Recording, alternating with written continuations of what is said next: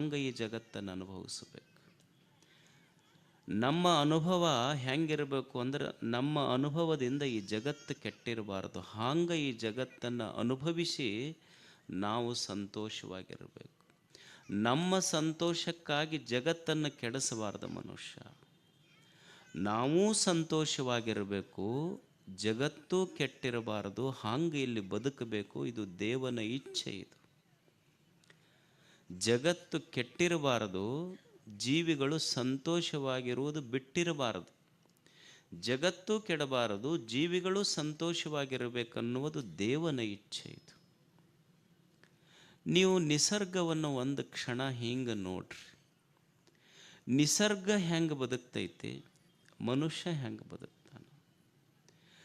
ಮನುಷ್ಯ ಏನ ಮಾಡಲಿ, ಈ ಜಗತ್ತನ್ನು ತಾನು ಅನುಭವಿಸುವಾಗ ಮನುಷ್ಯ ಈ ಜಗತ್ತನ್ನು ಕೆಡಿಸಿ ಬದುಕ್ತಾನಾತ. ಆದರೆ ನಿಸರ್ಗ ಹಂಗೆ ಬದುಕೋದಿಲ್ಲ, ಅದು ಕೆಟ್ಟದ್ದನ್ನು ಸರಿ ಮಾಡ್ತೈತಿ. ಈಗ ನೀವು ಮನ್ಯಾಗ ಆಕಳ ಸಾಕಿರಿ. ನೀವು ಮನೆಯಲ್ಲಿ ಸಾಕಿದ ಆಕಳಿಗೆ ನೀವೇನು ಅಮೃತ ಹಾಕಿರೇನು? ಅದಕ್ಕೇನು ಹಾಕಿರಿ ನೀವು? ಬೆಳಿಗ್ಗೆ ಎದ್ದು ಕೂಡಲೇ ನೀವು ಉಂಡು ಮುಸುರಿ ನೀರು ಹಾಕಿರಿಲ್ಲ. ಅದಕ್ಕೆ ನೀವು ತೊಳ್ಕೊಂಡು ಎಂಜಲು ನೀರು, ಮುಸುರಿ ನೀರು ನಿಮ್ಮ ಮನೆಯೊಳಗೆ ಸಾಕಿದ ಆಕಳಿಗೆ ನೀವು ಹಾಕಿರಿ. ಆಕಳು ಏನಂತೈತಿ ಅಂದರೆ, ಮನುಷ್ಯನೇ ನೀನು ನನ್ನ ತಟ್ಟಿಯೊಳಗೆ ನೀನುಂಡು ಮುಸುರಿ ನೀರು ಹಾಕಿರ್ಬೋದು, ಆದರೆ ನಾನು ನಿನಗೇನು ಕೊಡ್ತೀನಿ ಅಂದರೆ ನೀನು ಪೂಜಿಸುವ ದೇವರಿಗೆ ಅಭಿಷೇಕ ಮಾಡಬೇಕಂತ ಹಾಲು ಕೊಡ್ತೀನಿ ಅಂತೈತ. ಮತ್ತು ಅಕಸ್ಮಾತ್ ತಾನು ಚಲೋ ಹಾಲು ಕುಡ್ದು ಅದು ಮುಸುರಿ ನೀರು ನಮಗೆ ಕೊಟ್ಟಿದ್ರೆ ನಾವೇನಾರ ಆಕಳ ಕಟ್ತಿದ್ವೇನು? ಆಕಳಿಗೇನಾರ ದೇವ್ರಂತ ಪೂಜೆ ಮಾಡ್ತಿದ್ವೇನು? ನಿಸರ್ಗ ಎಷ್ಟು ಅದ್ಭುತವಾಗಿ ಬದುಕೈತಲ್ಲ. ಕೆಟ್ಟದ್ದು ತಗೊಂಡೈತಿ, ಮುಸುರಿ ನೀರು ಕುಡ್ದೈತಿ, ಹಾಲು ಕೊಟ್ಟೈತಿ. What A beautiful mechanism. ಏನು ದೇವರು ಅದರೊಳಗೆ ಎಂಥ ಟೆಕ್ನಾಲಜಿ ಇಟ್ಟಿರಬೇಡ. ಪ್ರಾಣಿ ಆಕಳೊಳಗೆ ಎಂಥ ಟೆಕ್ನಾಲಜಿ ಇಟ್ಟಾನ. ಹುಲ್ಲು ತಿಂದು ಹಾಲು ಮಾಡುವಂಥ ಟೆಕ್ನಾಲಜಿ ಇಟ್ಟಾನ. ಇವ ಹಾಲು ಕುಡ್ದವ ಏನು ಕೊಟ್ಟಾನ? ಜಗತ್ತಿಗೆ ವಿಷ ಕೊಟ್ಟಾನ. ಇವ ಟೆಕ್ನಾಲಜಿ ಕೆಡಿಸ್ಕೊಂಡಾನ ಅಷ್ಟೇ. ಇದು ಹುಲ್ಲು ತಿಂದ ಆಕಳ ಹಾಲು ಕೊಡ್ತೈತಿ, ಹಾಲು ಕುಡ್ದ ಮನುಷ್ಯ ಬರೇ ವಿಷ ಹಂಚಾನ ಜಗತ್ತಿಗೆ. ನಿಸರ್ಗ ಹೆಂಗೆ ಬದುಕ್ತೈತಿ? ಈಗೊಂದು ತೆಂಗಿನ ಗಿಡ ಐತಿ, ಸುಮ್ಮನೆ ನೀವು ಸ್ನಾನ ಮಾಡೋ ನೀರು ಅದ್ರಾಗ ಬಚ್ಚಲ್ದಾಗ ಹಚ್ಚಿದ್ದದು ನೀರು, ನೀವೇನು ಒಯ್ದು ಹಾಕಿಲ್ಲ ದಿವಸ. ನಾವು ಸ್ನಾನ ಮಾಡುವ ನೀರಿನೊಳಗೆ ಬೆಳೆದ ತೆಂಗಿನ ಗಿಡ ಅದು. ತೆಂಗಿನ ಗಿಡಕ್ಕೆ ನಾವೇನು ಕೊಟ್ಟಿವಿ? ರಾಡಿ ನೀರು. ಅದಕ್ಕೆ ರಾಡಿ ನೀರು ನಾವು ಕೊಟ್ಟಿವಿ, ತೆಂಗಿನ ಗಿಡ ನಮಗೆ ಕೊಟ್ಟಿದ್ದು ಎಳಿನೀರ, ತಿಳಿ ನೀರ. ಇದು ನಿಸರ್ಗದ ಧರ್ಮ ಎಷ್ಟು ಅದ್ಭುತ ಐತೆಲ್ಲ ಇದು ಹೇಳಿ. ಅಂದ್ರೆ ನಿಸರ್ಗದೊಳಗೆ ಏನೈತಿ ಅಂದ್ರೆ, ಅದು ಕೆಟ್ಟದ್ದು ತಗೊಂಡು ಚಲೋದು ಕೊಡ್ತೈತಿ. ಆದರೆ ಭೂಮಿ ಮೇಲೆ ಚಲೋದು ತಗೊಂಡು ಕೆಟ್ಟದ್ದು ಕೊಟ್ಟವಂದ್ರೆ ಮನುಷ್ಯ ಒಬ್ಬನು. ನಿಸರ್ಗವನ್ನು ನೋಡಿ ಕಲಿಬೇಕಲ್ಲ. ನಿಸರ್ಗದ ಧರ್ಮ ಎಷ್ಟು ಅದ್ಭುತ. ಅದಕ್ಕೆ ನಿಸರ್ಗವನ್ನು ನೋಡಿ ಬದುಕಬೇಕು ಮನುಷ್ಯ. ಏನು ಬದುಕುವುದು ಅಂದ್ರೆ, ಈ ಜಗತ್ತಿನಲ್ಲಿ ಯಾವುದನ್ನು ಕೆಡಿಸಿ ಬದುಕಬಾರದು. ದೇವರು ಏನು ಮಣ್ಣು ಕೊಟ್ಟಾನ, ಮಣ್ಣು ಕೆಡಿಸಬಾರದು. ನೀರು ಕೊಟ್ಟಾನ, ನೀರು ಕೆಡಿಸಬಾರದು. ಗಾಳಿ ಕೊಟ್ಟಾನ, ಗಾಳಿ ಕೆಡಿಸಬಾರದು. ಬೆಳಕ, ಈ ಬೈಲ, ಈ ಜಗತ್ತನ್ನು ಕೆಡಿಸಲಾರ್ದಂಗೆ ಬದುಕಬೇಕು. ಭಾಳ ಮಂದಿ ಕೇಳುವುದಿಲ್ಲ, ಭಾಳ ಮಂದಿ ಕೇಳ್ತಿರ್ತಾರೆ. ಏನಂತಿರ್ತಾರೆ ಅಂದ್ರೆ, what is the purpose of life ಹೇಳ್ರಿ ಸ್ವಲ್ಪ ಅಂತ ಇರ್ತಾರೆ. ಜೀವನದ ಉದ್ದೇಶ ಏನು ಹೇಳ್ರಿ? ಜೀವನದ ಉದ್ದೇಶ ಏನು? ಬಹಳ ಶಾಸ್ತ್ರ, ಪುರಾಣ, ವೇದ, ಆಗಮ, ವಚನ ನೀವೇನ ಓದ್ರಿ, ಭಾಳ ಸರಳವಾಗಿ ಇಡೀ ಮನುಷ್ಯನ ಜೀವನದ ಉದ್ದೇಶ ಒಂದೇ ಒಂದು ಲೈನ್ನೊಳಗೆ ನೀವು ಅದನ್ನು ಸಮರೈಸ್ ಮಾಡಬೇಕಂದ್ರೆ, ಅದನ್ನು ಒಂದೇ ಸಾಲಿನಲ್ಲಿ ಹೇಳ್ರಿ. ಜೀವನದ ಉದ್ದೇಶ ಏನು ಅಂದ್ರೆ, ಜೀವನದ ಉದ್ದೇಶ ಏನೂ ಅಲ್ಲ.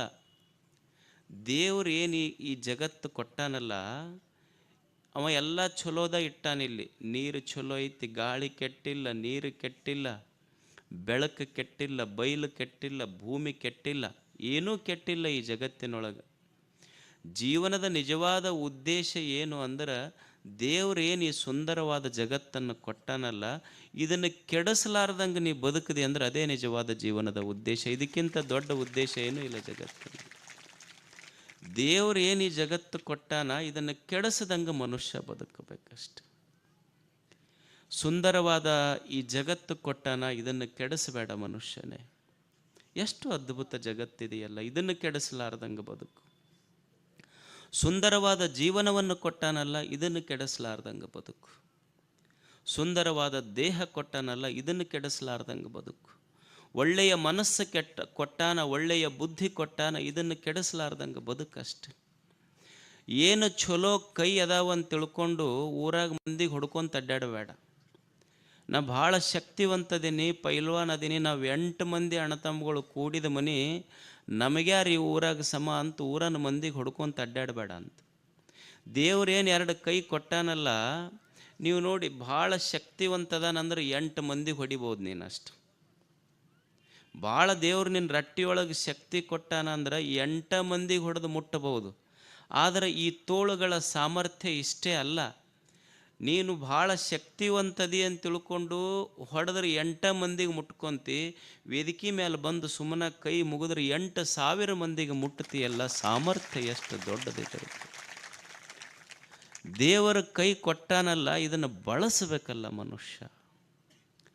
ಏನು ಬುದ್ಧಿ ಕೊಟ್ಟಾನ ಇದನ್ನು ಕೆಟ್ಟದಕ್ಕೆ ಬಳಸಬಾರದು. ಸುಮ್ಮನೆ ಇದ ಕೈಗಳನ್ನು ಬಳಸಿ ಬೇಲೂರು ಹಳೆಬೀಡುಗಳನ್ನು ನಿರ್ಮಾಣ ಮಾಡಲಿಲ್ಲೇನು?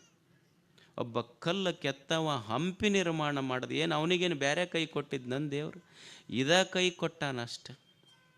ಒಬ್ಬ ರೈತ ಸುಮ್ಮನೆ ಇದ ಕೈ, ಒಬ್ಬ ಅನ್ನ ಕಸ್ಕೊಂಡಾನ, ಇನ್ನೊಬ್ಬರ ತಾಟಿನೊಳಗೆ ಹಾಕಿದ ಅನ್ನ ಕಸ್ಕೊಳ್ಳೋಕ್ಕೂ ಇದ ಕೈ ಬಳಸ್ಯಾನ.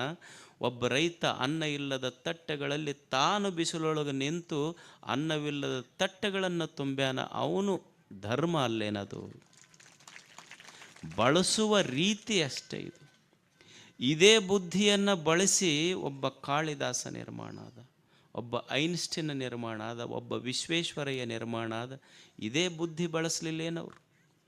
ಇವತ್ತು ನೀವು ಮಂಡ್ಯ ಮೈಸೂರು ಕಡೆ ಹೋದ್ರೆ ಅಲ್ಲಿ ಹಸಿರ, ಅಲ್ಲಿ ತೆಂಗ, ಅಲ್ಲಿ ಗದ್ದಿ, ಅಲ್ಲಿ ಕಬ್ಬ, ಅಡಿಕೆ ತೋಟ ನೋಡಿದ ಜನ ಏನು ಟ್ರೈನು ಬಸ್ನೊಳಗೆ ಹೋಗ್ತಿರ್ತಾರಲ್ಲ, ಅವರು ಇದು ತೆಂಗ, ಇದು ಕಬ್ಬ, ಇದು ಗದ್ದಿ ಅಂತ ಅನ್ನೋದಿಲ್ಲಂತ. ಆ ಹಸಿರು ನೋಡಿ ಕಾಣುವ ಹಸಿರೆಲ್ಲ ತೋರಿಸಿ ಜನರಿಗೆ ಹೇಳ್ತಿರ್ತಾರಂತ, ಇದೆಲ್ಲ ವಿಶ್ವೇಶ್ವರಯ್ಯ, ಇದೆಲ್ಲ ವಿಶ್ವೇಶ್ವರಯ್ಯ. ಅಂದ್ರೆ ಹಸಿರು ಕನ್ನಂಬಾಡಿ KRS ಅಕಸ್ಮಾತ್ ವಿಶ್ವೇಶ್ವರಯ್ಯ ಕಟ್ಟದಿದ್ರೆ ಅದ್ರ ಹಸಿರಾಗ್ತಿತ್ತೇನು? ಹಸಿರ ಒಣಗುತ್ತಿತ್ತು, ಹಸಿರಿಗೆ ಉಸಿರಾಗಿ ನಿಂತಿದ್ದ ವಿಶ್ವೇಶ್ವರಯ್ಯ. ಏನು ಬುದ್ಧಿ ಬಳಸಿದ್ರೆ ಅವರೆಲ್ಲ. ನಮ್ಮ ಬುದ್ಧಿ ಚಲೋದಕ್ಕೆ ಬೆಳೆಸಿಲ್ಲ. ಯಾರ ಮನೆಗೆ ಹೋಗಿ ಬೆಂಕಿ ಹಚ್ಚಬೇಕು, ಯಾವ ಊರಾಗ ಹೆಂಗೆ ಜಗಳ ಹಚ್ಚಬೇಕು, ಏನು ಬುದ್ಧಿ ಬಳಸಿವಿ ನಾವು? ಮನುಷ್ಯನ ಬುದ್ಧಿ ಕೆಟ್ಟೈತಷ್ಟೆ. ದೇವರು ಕೊಟ್ಟ ಬುದ್ಧಿ ನಾವು ಕೆಡಿಸ್ಕೊಂಡಿವಿ. ಈಗ ನೋಡಿ, ಅಷ್ಟು ಚಲೋ ಮಾತು ಕೇಳಕ್ಕೆ ಇಷ್ಟು 4 ಮಂದಿ ಕುಂತೀರಿ, ಏನು ಒಳ್ಳೆಯ ಮನಸ್ಸುಗಳು. ಏನು ನಾಟಕ ನೋಡಕ್ಕೆ ಹೋಗ್ಯಾನ, ನಾಟಕ ನೋಡಕ್ಕೆ ಇಷ್ಟು ಮೈ ಮರ್ತಾನಲ್ಲ, ಬುದ್ಧಿ ಭ್ರಮಣೆ ಆಗೈತವ. ನಾಟಕ ನೋಡಿ ಮನೆಗೆ ಹೋಗಲಿಲ್ಲ, ಹಂಗೆ ಊರು ಓಣಿ ಹಿಡಿದು ಮುಂದಿನ ಮನೆಗೆ ಹೋದವ.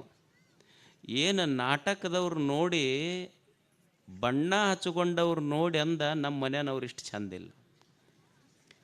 ಬಣ್ಣ ಹಚ್ಕೊಂಡವ್ರು ನೋಡಿ ನಮ್ಮ ಮನೆಯವ್ರು ಇಷ್ಟು ಚಂದಿಲ್ಲ ಅಂದ. ಸ್ವಲ್ಪ ಮನುಷ್ಯ ವಿಚಾರ ಮಾಡಬೇಕಲ್ಲ. ಬಣ್ಣ ಹಚ್ಕೊಂಡವ್ರು ಅದಾರ, ನಿನ್ನ ಬದುಕಿಗೊಬ್ಬರು ಬಣ್ಣ ಕೊಟ್ಟವ್ರು ಅದಾರ. ಹಚ್ಕೊಂಡು ಬಣ್ಣ ಹೋಗ್ತೈತೆ ಹೊರತು ಬಣ್ಣ ಕೊಟ್ಟವ್ರು ಬದುಕ ಕೊಟ್ಟಿರ್ತಾರೆ ನಿನ್ನದನ್ನು.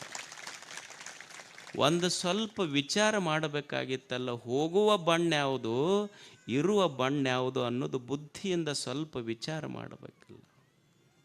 ಮನುಷ್ಯನಿಗೆ ದೇವರು ಬುದ್ಧಿ ಕೊಟ್ಟಾಗ ಈ ಬುದ್ಧಿ ಕೆಡಿಸ್ಕೊಂಡು ಬದುಕಬಾರ್ದು ಮನುಷ್ಯ. ಏನು ಮನಸ್ಸು ಕೊಟ್ಟಾನ ಈ ಮನಸ್ಸನ್ನು ಕೆಡಿಸಬಾರ್ದು. ಎಷ್ಟು ಸುಂದರವಾದ ಮನಸ್ಸು, ಈ ಮನಸ್ಸಿನೊಳಗೆ ದ್ವೇಷ ತುಂಬಿದ್ರ ಎದಕ್ಕೆ ಬಂತ ಹೇಳಿ?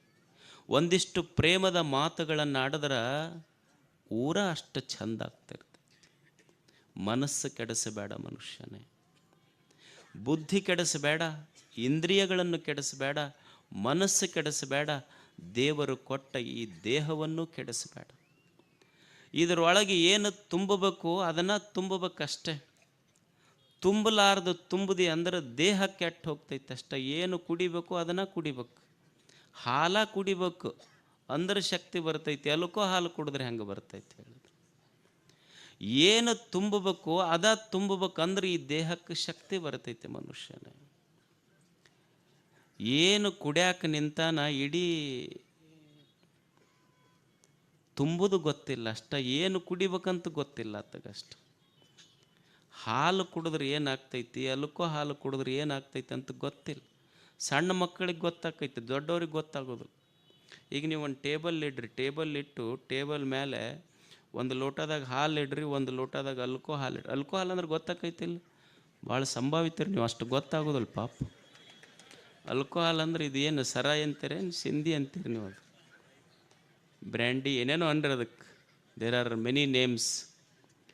ನೀವು ಒಂದು ಟೇಬಲ್ ಹಾಕಿ ಒಂದು ಕುರ್ಚಿ ಇಟ್ಟು ಒಂದು ಲೋಟದಾಗ ಹಾಲು ಇಡ್ರಿ, ಒಂದು ಲೋಟದಾಗ ಅಲ್ಕೋ ಹಾಲು ಇಡ್ರಿ, ಹುಡುಗನ ಕೂಡಿಸ್ರಿ. ಹುಡುಗ ಏನು ಮುಟ್ಟತೈತಿ, ಮಗ ಎದಕ್ಕೆ ಕೈ ಹಾಕ್ತಾನೆ, ಹಾಲಿಗೆ ಕೈ ಹಾಕ್ತಾನೆ, ಹುಡುಗರು ಹೇಳ್ತಾವೆ. ಮತ್ತು ಆ ಹುಡುಗನ ಎಬ್ಬಿಸಿ ಮತ್ತು ಒಂದು ಲೋಟದಾಗ ಹಾಲಿಟ್ಟು ಒಂದು ಲೋಟದಾಗ ಅಲ್ಕೋ ಹಾಲಿಟ್ಟು ಅದಾಗ ಕುರ್ಚಿ ಮೇಲೆ ಅವ್ರ ಅಪ್ಪನ ಕೂಡಿಸ್ರಿ ನೀವು. ಅವ್ರ ಅಪ್ಪನ ಕೈ ಹಾಲಿನ ಕಡೆ ಹೋದ್ರೆ ಅವ್ರ ಮನೆ ದೇವರಾಣ. ಅವ್ರ ಅಪ್ಪನ ಕೈ ಹಾಲಿನ ಕಡೆ ಹೋಗೋದಿಲ್ಲ, ಅಲ್ಕೋ ಹಾಲಿಗೆ ಹೋಗ್ತೈತೆ ಅವನು. ಅದಕ್ಕೆ ಅವು ಹುಡುಗರ ಅಪ್ಪಗೆ ಅಂತಿರ್ತಾವೆ, ಯಪ್ಪ ನಿನಗೆ ಹಾಲು ಯಾವುದು ಅಲ್ಕೋ ಹಾಲು ಯಾವುದು ಗೊತ್ತಿಲ್ಲ, ಏನು ಕುಡಿದ್ರೆ ಶಕ್ತಿ ಬರ್ತೈತಿ ಅಂತ ಗೊತ್ತಿಲ್ಲ ನಿನಗೆ, ಅದಕ್ಕೆ ಹಾಲು ಕುಡ್ಕೊಂತಿದ್ದಕ್ಕೆ ನಾವು ದಿವಸ ತಾಯಿ ತೊಡಿ ಮೇಲೆ ಮುಕ್ಕೊಂತೀವಿ, ನೀ ಅಲ್ಕೋ ಹಾಲು ಕುಡ್ದಿದ್ದಕ್ಕೆ ದಿವಸ ಹೋಗಿ ನಾಯಿ ತೊಡಿ ಮೇಲೆ ಮುಕ್ಕೊಂಡು ಬರ್ತೀನಿ ನಾನು. ಸುಮ್ಮನೆ ಮನುಷ್ಯಾಗ ಒಂದಿಷ್ಟು ಬುದ್ಧಿ ಗೊತ್ತಿರಬೇಕಲ್ಲ, ಏನು ಒಳಗೆ ಹಾಕಬೇಕು ಏನು ಹಾಕಬಾರ್ದು, ಏನು ಕುಡಿಬೇಕು ಏನು ಕುಡಿಬಾರ್ದು ಅನ್ನುವ ಬುದ್ಧಿ ಇಲ್ಲ ಮನುಷ್ಯಾಗ. ಎಷ್ಟು ಮನೆಗಳ ಕೆಟ್ಟಾವ ಹೇಳಿ, ಎಷ್ಟು ಜೀವನಗಳ ಕೆಟ್ಟಾವ ಹೇಳಿ, ಎಷ್ಟು ಯುವಕರ ಬದುಕ ಕೆಟ್ಟೈತಿ ಹೇಳಿ. ಎಷ್ಟು ತಾಯಂದಿರು ಈ ಮಗನ್ನ ಹೊರಬೇಕಾದ್ರೆ, ಮಗನ ಹಡಿಬೇಕಾದ್ರೆ 1000 ದೇವರಿಗೆ ಹರಕೆ ಹೊತ್ತು ಹೆತ್ತ ತಾಯಿಯ ಕರಳ ಚುರ್ರ ಅಂತಂದ್ರೆ ನಾನು ಮಗನಾಗಿ ಹುಟ್ಟಿದ್ದಕ್ಕರ ಏನು ಸಾರ್ಥಕ ಐತಿ ಹೇಳಿ. 100 ದೇವರಿಗೆ ಬೇಡಿ ಹಡದ ತಾಯಿ ಮಗ ಕುಡ್ದು ಊರಾಗ ಅಡ್ಡಾಡಕತ್ತ ಅಂದ್ರೆ ಮನೆ ಹಾಳು ಮಾಡಿದ್ರೆ ತಾಯಿಯ ಬದುಕು ಹೆಂಗಾಗಿರಬಾರ್ದು ಹೇಳಿ. ಒಬ್ಬ ಯಾರೋ ಭಯಂಕರ ಕುಡಿತಿದ್ನಂತ, ಭಾಳ ಕುಡಿತಿದ್ದ. ಕುಡ್ದು ಎಲ್ಲ ಹೋಗಿತ್ತು, ಮನೆ ಮಠ ಎಲ್ಲ ಕರ್ಕೊಂಡಿದ್ದ. ಮುಗಿದಿಂದ ಒಂದು ದಿವಸ ಅವು ಮನ್ಯಾಗ ಹೆಣ್ಮಕ್ಳಿಗೆ ಬೇಸರಾಗಿ ಹೋಗಿತ್ತಿದ್ರು ಕೂಡ.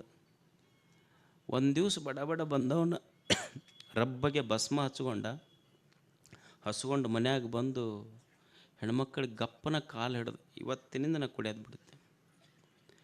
ಆಕಿ ಹೆಣ್ಮಗಳಿಗೆ ಖುಷಿ ಆಯ್ತು.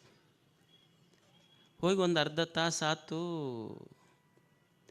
ಅರ್ಧ ತಾಸು ಆದಮೇಲೆ ಆ ಹೆಣ್ಮಗಳು ಹಾಡಾಡ್ಕೊಂಡು ಅಳಕತ್ಲಕ್ಕಿ, ಜೋರು ಅಳಕತ್ಲು. ಅದು ಮಗ್ಗಲ ಮನೆ ಮುದುಕಿ ಬಂತು, ಯಾಕೆ ಅಳಕತ್ತಿ? ಇಲ್ಲ ನಮ್ಮ ಯಜಮಾನ್ ಕುಡಿಯೋದು ಬಿಡ್ತೀನಂದ. ಅಳದ ಅಲ್ಲ ಕುಡಿಯೋದು ಬಿಡ್ತೀನಂದ್ರೆ ಚಲೋ ಆತಲ್ಲಿ, ಏನು ತಪ್ಪಾಗೈತಿ? ಅಲ್ಲ ಕುಡಿಯೋದು ಬಿಡ್ತೀನಂದ ನನ್ನ ಗಂಡ. ಅಲ್ಲ ಕುಡಿಯೋದು ಬಿಡ್ತೀನಂದ್ರೆ ಚಲೋ ಆತಲ್ಲ, ಅಳತೆ ಯಾಕ? ಇಲ್ಲ ಕುಡಿಯೋದು ಬಿಡ್ತೀನಂತ ನಂದು ಗಪ್ಪನೆ ಕಾಲು ಹಿಡ್ಕೊಂಡು 10 ನಿಮಿಷ ಹಿಡ್ಕೊಂಡ. ಅಲ್ಲ ಅಕ್ಕಿ ಅಂದ್ಲು, ಮತ್ತು ಕುಡಿಯೋದು ಬಿಡ್ತೀನಂತ 10 ನಿಮಿಷ ಕಾಲು ಹಿಡ್ಕೊಂಡ್ರೆ ಚಲೋ ಆತಲ್ಲ, ಅಳತೆ ಯಾಕೆ ನೀನು? ಅವಾಗ ಅಕ್ಕಿ ಹೇಳಿದ್ಲಂತ, ಇವಾಗ ಕುಡಿಯೋದು ಬಿಡ್ತೀನಂತ ಕಾಲು ಹಿಡ್ಕೊಂಡು ಕಾಲಾಗೇನು ಬೆಳ್ಳಿ ಚೈನ ತೊಗೊಂಡು ಹೋಗೈತದು ಕೋಡಿ, ಬೆಳ್ಳಿ ಚೈನನ ತೊಗೊಂಡು ಹೋಗೈತದು. ಮತ್ತು ಹಿಂಗಾದ್ರೆ ಬದುಕು ಕಟ್ಟಾವ ಯಾವಾಗ ನೀನು ಹೇಳಿ? ದೇವರು ಏನು ದೇಹ ಕೊಟ್ಟಾನಲ್ಲ, ಇದು ಕೆಡಿಸಬಾರ್ದಷ್ಟೆ. ಏನು ಇದರಾಗ ಹಾಕ್ತೀವಿ ಅನ್ನೋದು ಬಹಳ ಮುಖ್ಯ. ಮಗ ಎಷ್ಟು ಸುಂದರವಾದ ಕಥೆ ನೋಡಿ, ಸುಮ್ಮನೆ ಕೇಳಿ. ಇವೆಲ್ಲ ನಮ್ಮ ಮನಸ್ಸಿಗೆ ಮುಟ್ಟಬೇಕಷ್ಟ.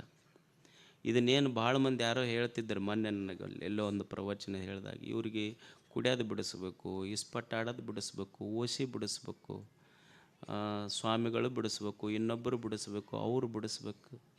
ಅಲ್ಲ, ಕುಡಿಯೋವನಿಗೆ ಬಿಡೋದು ಬರ್ಬೇಕು ಮನಸ್ಸಿನಾಗ, ಹೌದಲ್ಲ? ತನಗೆ ಬಿಡಬೇಕಂತ ಮನಸ್ಸಿನಾಗ ಅವನಿಗೆ ಬರ್ಬೇಕಷ್ಟೆ. ನಾನು ಕೆಟ್ಟದ್ದು ಮಾಡ್ತೀನಲ್ಲಪ್ಪ, ನಾ ಬಿಡಬೇಕು ಅನ್ನೋದು ಅವನಿಗೆ ಮನಸ್ಸಿನಾಗ ಬರ್ಬೇಕಷ್ಟ. ಏಸು ಮಂದಿ ಗುರುಗಳ ಹತ್ರ ಅವ ಒಟ್ಟು 30 ವರ್ಷದಿಂದ ಕುಡಿತಿರ್ತಾನೆ, ಯಾವುದಾದ್ರು ಒಂದು ಆಶ್ರಮಕ್ಕೆ ಹೋಗ್ಯಪ್ಪ ಇವ ಕುಡಿತಾನೆ ನೋಡಿ, ಇವ 30 ವರ್ಷದಿಂದ ಕುಡಿತಾನೆ, ಇವತ್ತು ಬಿಡಿಸ್ಬೇಕು ನೀ ಅಂದ್ರೆ 30 ವರ್ಷದಿಂದ ಅವ ಕುಡಿತಿರ್ತಾನೆ, ಒಂದು ದಿವಸದಾಗ ಅವ ಬಿಡ್ತಾನ, ಅವರಿಗೆ ಕುಡಿಸೋಕ್ಕಾನ ಅಷ್ಟ. ಹ್ಯಾಂಗೆ ಬಿಡಿಸೋದು? ನನ್ನ ಆತ್ಮಕ್ಕೆ ತಿಳಿಬೇಕಲ್ಲ ನಾ ಕೆಟ್ಟದ್ದು ಮಾಡಾಕತ್ತೇನೆ. ಎಷ್ಟು ಸುಂದರವಾದ ಕಥೆ ಕೇಳಿ. ಯುವಕರು ಕೇಳಬೇಕು, ಹಿರಿಯರು ಕೇಳಬೇಕು. ಇದು ಪರಿವರ್ತನೆಯ ಕ್ಷಣ, ಇದು ಅಷ್ಟೆ. ಏನು ಪರಿವರ್ತನೆ ಅಂದ್ರೆ ಎಲ್ಲೋ ಹೋಗಿ ಹಿಮಾಲಯದೊಳಗೆ ಸಾಕ್ಷಾತ್ಕಾರ ಆಗೋದಲ್ಲ. ಈ ಕ್ಷಣ ನನ್ನ ಮನಸ್ಸಿನೊಳಗೆ ಮನುಷ್ಯ ಕೆಟ್ಟವಾಗ್ಲಿಕ್ಕೆ ನಿನಗೆ 30 ವರ್ಷ ಹಿಡಿಬೋದು. ಒಳ್ಳೆಯವನಾಗಲಿಕ್ಕೆ ನಾನು ಈ ಕ್ಷಣ ನನ್ನ ದುಶ್ಚಟಗಳನ್ನು ಬಿಡ್ತೀನಪ್ಪ, ನಾ ಒಳ್ಳೆಯವನಾಗ್ತೀನಿ ಅನ್ನುವ ಸಂಕಲ್ಪ ಈ ಕ್ಷಣ ಬಂದರೆ ಈ ಕ್ಷಣಕ್ಕೆ ನೀನು ಸಂತ ಅಷ್ಟೆ, ಒಳ್ಳೆಯ ವ್ಯಕ್ತಿ ಅಷ್ಟೆ. ಕೆಟ್ಟವಾಗಲಿಕ್ಕೆ 30 ವರ್ಷ ಹಿಡಿಬೋದು, ಒಳ್ಳೆಯವನಾಗಲಿಕ್ಕೆ 3 ನಿಮಿಷ ಸಾಕಷ್ಟೇ. ಭಾವ ಸುದ್ದಾದ್ರೆ ಮನುಷ್ಯ ಒಳ್ಳೆಯವನಾಗ್ತಾನೆ ಅಷ್ಟೆ. ಏನು ಒಂದು ಹುಡುಗ ಸಣ್ಣ ಹುಡುಗ ಒಂದು 5-6ನೇ ಕ್ಲಾಸ್ ಓದ್ತಿತ್ತಂತ. 5-6ನೇ ಕ್ಲಾಸ್ ಓದುವ ಹುಡುಗ ತಂದೆ ತೀರ್ಕೊಂಡಿದ್ದಂತ. ಅದು ಒಂದು ಈ ಬಾರ್ ಆ್ಯಂಡ್ ರೆಸ್ಟೋರೆಂಟ್ ಅಂತ ಇರ್ತಾವಲ್ಲ, ಅಲ್ಲಿ ಕೆಲಸ ಮಾಡ್ತಿತ್ತಂತ. ಸಣ್ಣ ಮಗ 5ನೇ ಕ್ಲಾಸ್, ಅಪ್ಪ ತೀರ್ಕೊಂಡಾನ. ಸಣ್ಣ ಮಗು ಬಾರಿನೊಳಗೆ ಅದೇನು ಸಪ್ಲೈ ಮಾಡೋದಂತಾರಲ್ಲ ಅಲ್ಲಿ ಕೆಲಸ ಮಾಡ್ತಿತ್ತು. ಅವ್ವ ಜಡ್ಡಿಗೆ ಬಿದ್ದು ಹಾಸಿಗೆ ಹಿಡ್ದಾಳ. ಇದು ಸಾಯಂಕಾಲ ಕೆಲಸ ಮಾಡ್ತಿತ್ತಂತ. ಒಬ್ಬ ವ್ಯಕ್ತಿ ಆ ಬಾರಿಗೆ ಹೋಗಿ ಆ ಮಗುವಿಗೆ ಹೇಳಿದ್ನಂತ, ನಿಮ್ಮಂಥ ಸಣ್ಣ ಹುಡುಗರು ಇಲ್ಲಿ ಬರಬಾರ್ದಪ್ಪ ನೀವು. ಅಲ್ಲೇನು ರೆಸ್ಟೋರೆಂಟಿಗೆ ಹೋದೊಬ್ಬ ಯಜಮಾನ ಹೇಳಿದ್ನಂತ, ನಿಮ್ಮಂಥ ಸಣ್ಣ ಮಕ್ಕಳು ಈ ಬಾರ್ ಆ್ಯಂಡ್ ರೆಸ್ಟೋರೆಂಟ್ಗಳ ಕೆಲಸಕ್ಕೆ ಬರಬಾರ್ದಪ್ಪ ನೀವು. ಆವಾಗ ಸಣ್ಣ ಮಗು ಹೇಳಿದ್ನಂತ, ನಿಮ್ಮಂಥ ತಂದೆ ಈ ಬಾರಿಗೆ ಬರದ ಇದ್ದಿದ್ರೆ ನಮ್ಮಂಥ ಮಕ್ಕಳು ಬರುವ ಅವಶ್ಯಕತೆನೇ ಬರ್ತಿರಲಿಲ್ಲ ಇಲ್ಲಿ. ನಿಮ್ಮಂಥ ತಂದೆ ಇಲ್ಲಿಗೆ ಬರೋದು ಬಿಟ್ಟಿದ್ರೆ ನಮ್ಮಂಥ ಮಕ್ಕಳು ಯಾಕೆ ಇಲ್ಲಿ ಬರ್ತಿದ್ರು ಹೇಳಿ. ಅದಕ್ಕೆ ಮನುಷ್ಯನಿಗೆ ಗೊತ್ತಿರಬೇಕು, ದೇವರು ಕೊಟ್ಟ ಈ ದೇಹದೊಳಗೆ ಏನು ತುಂಬಬೇಕು ಏನು ತುಂಬಬಾರದು ಅನ್ನೋದು ಗೊತ್ತಿರಬೇಕಷ್ಟೆ. ಏನು ತುಂಬಿದ್ರೆ ಈ ದೇಹ ಕೆಡ್ತೈತಿ, ಏನು ತುಂಬಿದ್ರೆ ಈ ಮನಸ್ಸು ಕೆಡ್ತೈತಿ, ಏನು ತುಂಬಿದ್ರೆ ನಮ್ಮ ಬುದ್ಧಿ ಭಾವಗಳು ಕೆಡ್ತಾವ ಅನ್ನೋದು ನಮಗೆ ಗೊತ್ತಿರಬೇಕಷ್ಟೆ. ಅದಕ್ಕೆ ದೇವರು ಕೊಟ್ಟ ಈ ದೇಹ ಕೆಡಿಸಬಾರ್ದು, ಮನಸ್ಸು ಕೆಡಿಸಬಾರದು, ಬುದ್ಧಿ ಕೆಡಿಸಬಾರದು, ಭಾವನೆಗಳು ಕೆಡಿಸಬಾರದು, ಇಂದ್ರಿಯಗಳು ಕೆಡಿಸಲಾರ್ದಂಗೆ ಬದುಕುವುದೇ ನಿಜವಾದ ಧರ್ಮ ಅಷ್ಟೇ. ಅದೇ ಶ್ರೇಷ್ಠ ಧರ್ಮ. ಯಾಕಂದ್ರೆ ಈ ಮನುಷ್ಯನ ಬದುಕಿಗೆ ಬೆಲೆ